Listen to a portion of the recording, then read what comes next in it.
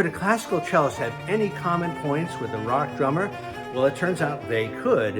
In fact, one is me and the other one is my brother. I'm down here visiting my brother, who is a rock drummer, and I found out that he recently saw a performance of Mozart's Magic Flute, of all things. His reaction is very interesting, so I decided to ask him a few questions.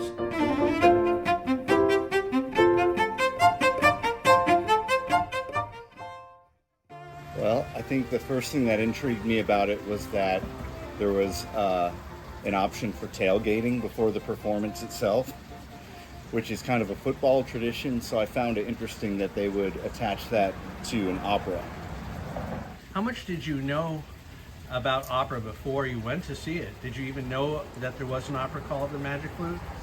I did, but I don't know much about opera at all. I think I've been to an opera house one time before this experience, and that was at least 25 years ago. What did you think about the story behind it? The story behind The Magic Flute is very odd. It's hard to put it into words because it's very supernatural and almost impossible as a story. The story basically is about a magic flute, as the title would imply, the power of the flute itself and what it can do. And it's sort of that traditional story of good versus evil and how good will eventually triumph. How did you do with the language? Was it sung in Italian or English?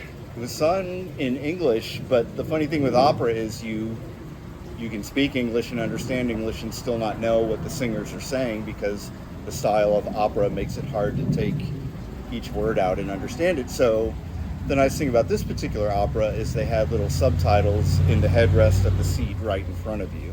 We grew up together, so you may not have purposefully listened to too much classical music, but you heard it around you a lot. How much of that, or how much of other parts of your background informed you? Like when you heard, oh, there's a Mozart opera, how much did you know about him?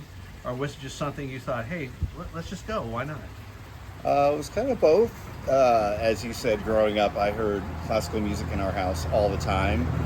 So I definitely have that sort of ingrained in my DNA.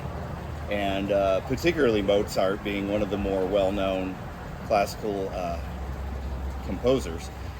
But I also think it was interesting to think that I would hear the music that I'm familiar with an opera and see actors acting out the story. You may not listen to it, unless you're an opera fan, you may not listen to it on the radio, but is being there, does that change the effect? Well, yeah, as a rock drummer, I am interested in how music is made. I'm interested in musicians and how they do things, and so we sat close enough during the opera for me to peer down into the pit and see the orchestra, and that's kind of where my eyes stayed for most of the performance, listening to what they were doing, obviously watching the actors up on the stage too, but I think I was more drawn to the auditory aspect of the performance. Why is it important for people to go see a live concert when they can get a perfect recording, get a perfect CD with no blemishes, no problems? Why do you think it's still important to go see a live concert? Well, especially with rock, part of the beauty are the mistakes and the rough edges. And I think with any live performance of any musical genre, there's an energy there that you feel in the audience listening to music, and you're seeing it being made, and you're in the same room with the musicians, that you don't necessarily capture with a recording, even a live recording, but any kind of recording. And in fact, I'll go so far as to say bands that I saw live, when I would listen to their recorded music later, it had a different feel after I had already seen them live. Either some kind of mystical carryover from the live performance to the recorded one. Duke Ellington is known to have said about different genres of music, he said, if it sounds good, it is good. And that's how I think of music. It's like, if you like it, you like it. You've seen other classical music performances, of course, but in your experience seeing this opera, did you have any similar feelings that you might have had going to a rock concert? Any of the same emotions or feelings? Yeah, I think the excitement of a live performance carried over in the opera, just like it would in a rock concert. Difference being, I don't know note for note Mozart's music like I would to see a rock band that I'm very familiar with, that I would have paid money to see and I've listened to. But that excitement level was still there. And I think, I don't know if Duke Ellington said it, but I think one of the famous musicians said, if you have to ask, you'll never know, which is basically a way of saying you either like it or you don't. It's just a preference. Like, I like the color blue over green. And I think if you like live music, you will just like live music. It doesn't matter what genre it is. I feel like recently music and musicians and even just music lovers have siloed themselves a lot. So like, I only listen to jazz. And even within popular music, I only listen to grunge. I only listen to 1960s pop or something like that.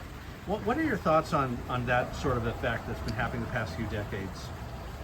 I think part of it, if you want to look for cause and effect, the music industry is a siloing effect on music, especially pop music, which is, in my opinion, it's popular music. Popular music is designed to sell. It's a product. So the music industry knows what people want or thinks it does, and the music producers may dictate a certain style. I think as a listener, there's also a little bit of blame there in the sense that we like what we like, and sometimes we want to stay in our zone. We want to stay in our safe zone. I'm a rock drummer. I want to listen to rock today. I don't want to like put in a classical music CD, even if I own one. And I think what helps to go so far as to say, listen to what your friends are listening to, because you trust your friends, but they don't necessarily have the same musical tastes as you. And I know for myself, I've gone down lots of different musical avenues. I probably wouldn't have gone down by myself had I not had a friend introduce me to a new band or encourage me to pick up a new album or something like that. So I think it's kind of the music industry, it's kind of the sign of the times we're in. Maybe a little bit with the end user as the music listener too, wanting to stay safe. What were you looking for? What surprised you? I was just kind of eavesdropping. I don't know that I had a real intention in mind. I could only see the tops of hands and heads. I couldn't even tell who a cellist was from, the timpanist, but I could see the conductor really well. I think I eventually watched the conductor out of curiosity more because I wanted to see how that, I've always been interested in how that process works. And as a kid wondering, why do you even need a conductor? Don't these people know the music already? But as I've matured and I've kind of like learned a few things about it, the conductor has a lot to do with what you're hearing. That's where I was kind of drawn to just out of curiosity. Plus, I didn't have the best angle to see the whole orchestra. You've worked hard at your music your whole life, just like I have, even though it's in a totally different genre. What would you say to people who are watching this, who mostly listen to classical, who might get something out of rock, or to people who are watching this because you're a rock drummer who might be interested in classical? Is there any advice you'd give them? Yeah, that's a good question. Just know that you can find inspiration where you least expect it. And so, rock drummers who listen to a lot of rock music, like me, particularly focusing on the drumming, you get to a point where the inspiration you get out of it sometimes gets a little stale. You don't learn any new chops because you haven't listened to anybody playing in a different style. And so maybe one day you stumble across some Rachmaninoff and you find inspiration in this thing you've never heard before. And I think that's great. And that would be my one word of advice for anyone who listens to classical and stays on a straight line with that music too, is stumble upon something. Maybe it's like something a DJ's playing. Maybe it's something in a club. Who knows? But especially as a musician, you're always looking for inspiration. And I would just say my one piece of advice is you may be surprised where you find it. Final question, are you thinking of starting your own YouTube channel? I bet there'd be a lot of people who'd be interested in watching what you do. Thinking yes. We'll have to see where it goes from there. I think if it happens, it's because it's going to be a vehicle through which I play my drums more often, which is what I've been wanting to do more lately anyway.